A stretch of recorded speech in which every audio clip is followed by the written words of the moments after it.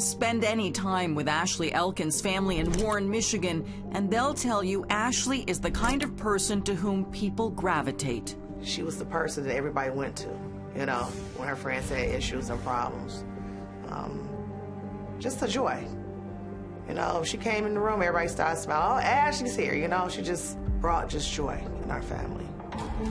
It's why Alexis Elkins struggles to hold back tears when talking about the sister they haven't seen in nearly a month. Ashley is my best friend. And she's a really good big sister. And I know, like, she's just a really good person, and she's always there for everybody. The family telling True Crime News that the last time anyone heard from Ashley was on the day after New Year's, January 2nd. The mother of two told her sister she was heading to a local beauty supply store to get things she needed for her hairstyling business she ran from her home. Then things went very quiet. We just knew something was wrong because she wasn't answering her phone. Monica Elkins says she just missed her daughter when she left her house. She wanted to see her because she was anxious to share a dream she had about Ashley the night before. Had a dream about her car being stolen, and it was in a field by a tree, and her door was open, which was weird. So I texted her. She said, "Oh, man." And I said, "Oh, man." You know, to myself, it just didn't seem right. So I said, well, let me FaceTime her. She didn't answer. This was the last text she got from Ashley's phone, but she's not sure it was actually Ashley who responded, Monica replying with a mother's plea to be safe. And that same day around 4 p.m., her location stopped sharing with me.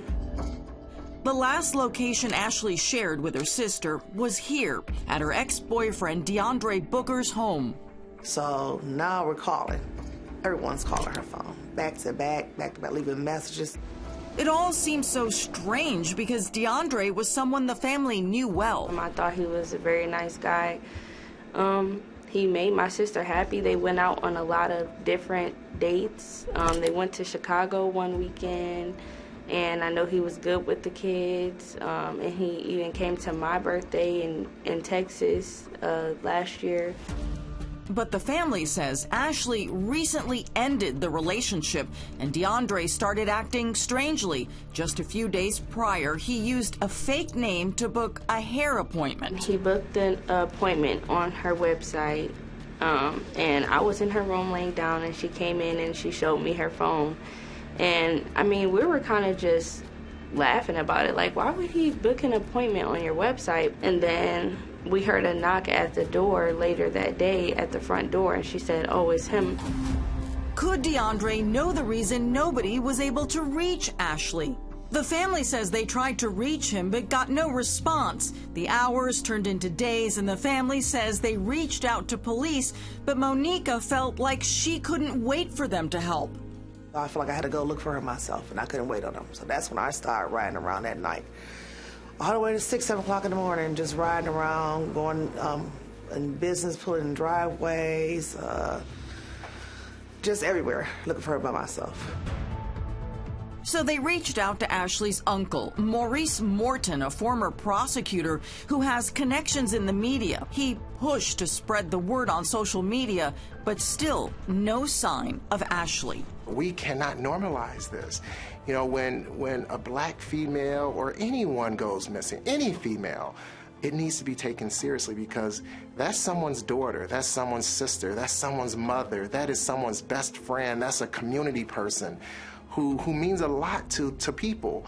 Finally, after nearly a week, the police alerted the media, but still no sign of Ashley. If you don't locate someone within 48 hours, it's not usually good news, right?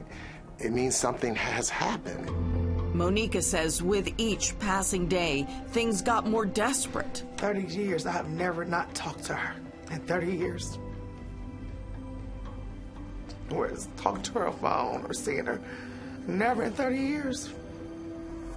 This is hard for me. Where is Ashley Elkins? It's a question the family of the hairstylist and mother of two have been asking for days. The community has been very helpful since day one of my mom making live videos. A lot of people were worried and trying to see how they can help search for her. So by day two, a lot of our family was coming in to help us and make flyers, and we started to go out and search around the area. So, yeah, the community was a big help. Her family says it doesn't make any sense that she would just vanish and leave behind her two young sons. You're talking about a mother of two children. She made sure she provided for her family, for her children. She was always there for them. Police zero in on the last location she shared on her phone, the apartment of her ex-boyfriend, DeAndre Booker, a man Ashley's mother says they trusted. I thought that he was a nice guy. I thought he would possibly marry my daughter. He was good to her sons. Well-dressed, well-mannerable, called me Mama Love, and he was there for everything. But after police find Ashley's car a few miles from his apartment, they start to focus in on the ex-boyfriend. They question Booker about Ashley's whereabouts and search his home. You have the media outside the ex-boyfriend's home, a family sitting back, watching this, wondering what's going on, what are they finding, what are they not finding. But then something very strange occurred later that Tuesday night when they hauled away the dumpster.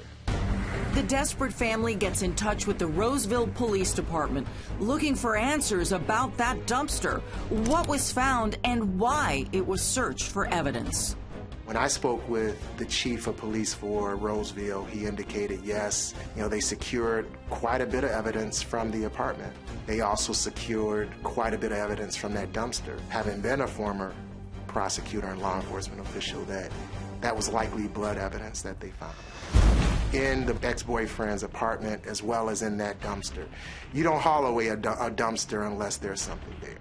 Booker was arrested and charged with lying to police and providing misleading information on Ashley's disappearance. They say they found a substantial amount of evidence inside his home. We believe there was a brutal encounter, fatal encounter inside the apartment, and then we traced it, we believe, to a landfill in northern Macomb County. Police now believe that the loving mother, sister, and daughter whose smile and personality lit up a room was murdered. And the thought that now haunts her mom... He threw my daughter in the garbage like trash.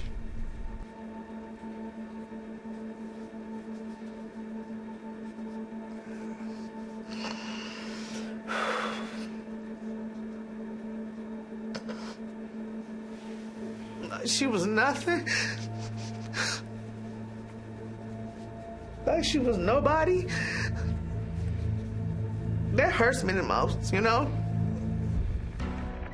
Very brutal for a young mother to be taken in this fashion from a monster like Booker.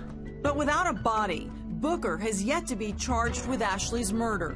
Yes, Your Honor. During his initial appearance, Booker's attorney asked for a reduction of his $250,000 cash bond. It's there some of the evidence against Booker is laid out with Ashley's family in the courtroom, including searches on his phone that included, is blood traceable, and deleting Google's search history. Other searches talking about how to disappear completely, how to beat a polygraph, things of that nature. We know that he had ordered or bought cleaning agents like bleach, bags, gloves, that he had ordered these things utilizing his phone. At this point, I'm going to deny the request for a bond reduction because I do find that he is a flight risk. I feel like he has no remorse for what he has done, and I just would have never expected him to do something so heartbreaking, especially for her kids that need her. And honestly, he doesn't even look like the person that we knew. Police have so far been unable to find Ashley's body. Despite meticulous searches of this landfill, still they hold out hope that they'll be able to locate her and give her family peace. I'm going to fight to the end, to my last breath. I'm going to make sure that nothing happens to another person ever again. her name would not be in vain. Her name's going to be remembered forever.